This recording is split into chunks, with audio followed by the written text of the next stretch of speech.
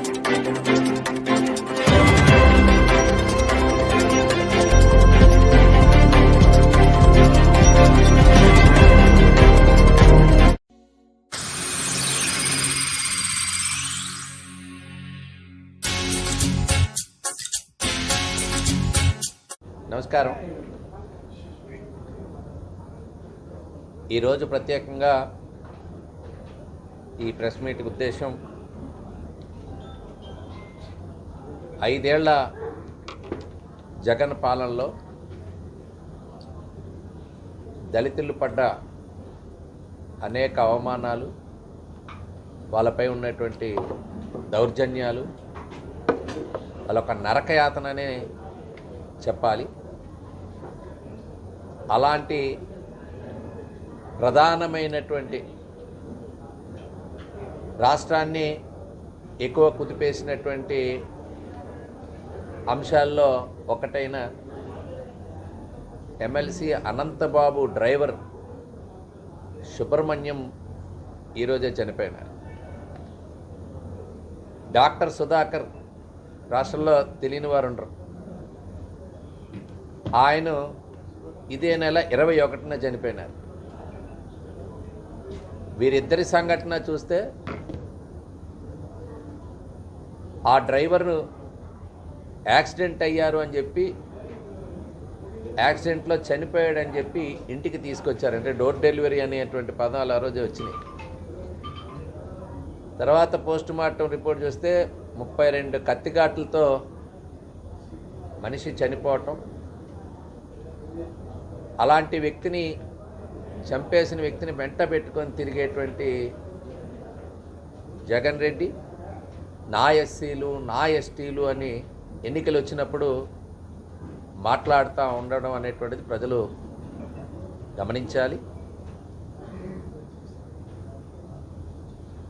ఇక్కడ సుధాకర్ గారిది అయితే డైరెక్ట్గా మాస్కులు అడిగినందుకు, కోవిడ్లో పీపీఈ కిట్లు, మాస్కులు అడిగినందుకు అతని పిచ్చోడు అనేటువంటి ముద్ర వేసి మానసికంగా వేధించి కాళ్ళు చేతులు కట్టి నడి రోడ్డు పైన ఏ రకంగా చేశారనేటువంటి మనం అందరూ చూసాం.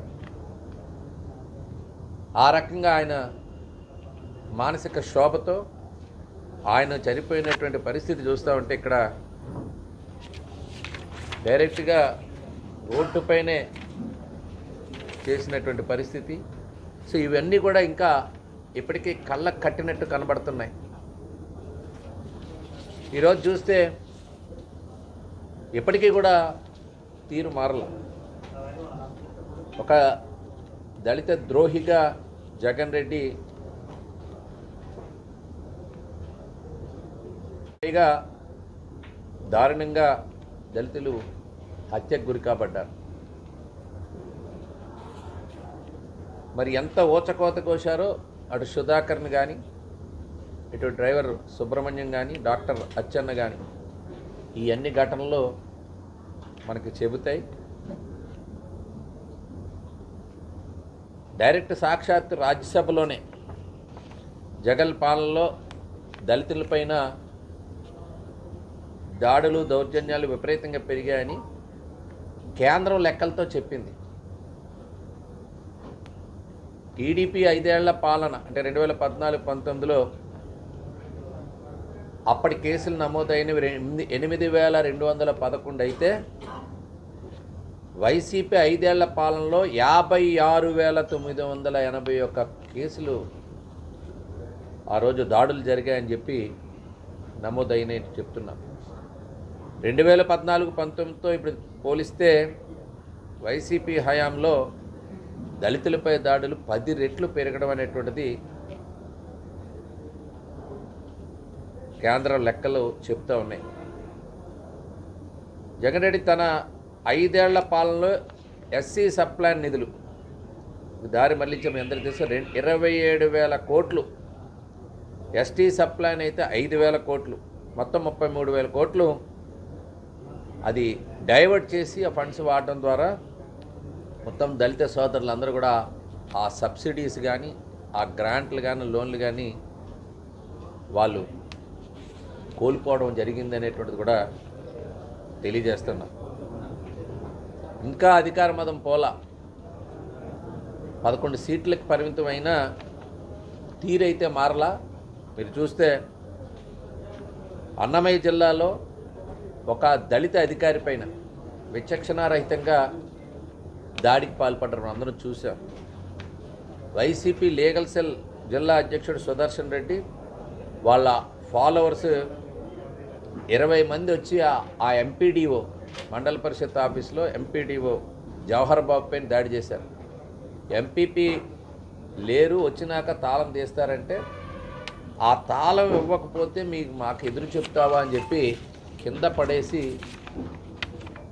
తన్నుతా పిడుగుతులతో అక్కడ అడ్డుకున్నటువంటి అటెండర్ని కానీ అక్కడ కార్ డ్రైవర్ని కూడా వాళ్ళని కూడా కొట్టి ఆ తాళాలు పగలగొట్టినటువంటి సంగతి మనం ఇప్పటికీ మర్చిపోలా. ఇలాంటి వ్యక్తి దళితుల గురించి మాట్లాడేటువంటి అర్హత లేదు. వాళ్ళనే వెంటేసుకొని తిరుగుతూ ఉన్నారు. ఈరోజు తాడిపత్రిలో అయితే దళిత సిఐని కులం పేరుతో దూషించి వాడు అద్దె ఇంట్లో ఆత్మహత్య చేసుకోవడం, బలవన్ మరణానికి పాల్పడేలా చేయడం. కోడికత్తి ఇష్యూ మీ అందరికీ తెలుసు. సుమారు 5 ఏళ్ళు వాళ్ళకి బెయిల్ రాకుండా చేశారు. కంప్లీట్గా జైల్లో మగ్గబెట్టి పాప వాళ్ళ తల్లిదండ్రులు కూడా వాళ్ళకి ఆసరా లేకుండా వాళ్ళు వీధిని పడేలా చేశారు, వాళ్ళ కష్టాల్లో పడేటట్టు చేశారు. దళితుల్ని పావులుగా వాడడానికి నా ఎస్సీలు నా ఎస్టీలు అంటూ ఈరోజు ఇంత పెద్ద ఎత్తున దళితులను అందరినీ కూడా మోసం చేస్తున్నటువంటి వ్యక్తి వైకాపా నాయకుడు జగన్ రెడ్డి గారు. మరి అలాంటి పరిస్థితి ఈరోజు ప్రత్యేకంగా ఒకసారి రాష్ట్ర ప్రజలందరూ కూడా ఆలోచన చేయాలి. ఆ 5 ఏళ్ల పాలనలో ఇన్ని వేల దాడులు జరిగాయనేటువంటిది గణాంకాలతో ఉన్నాయి.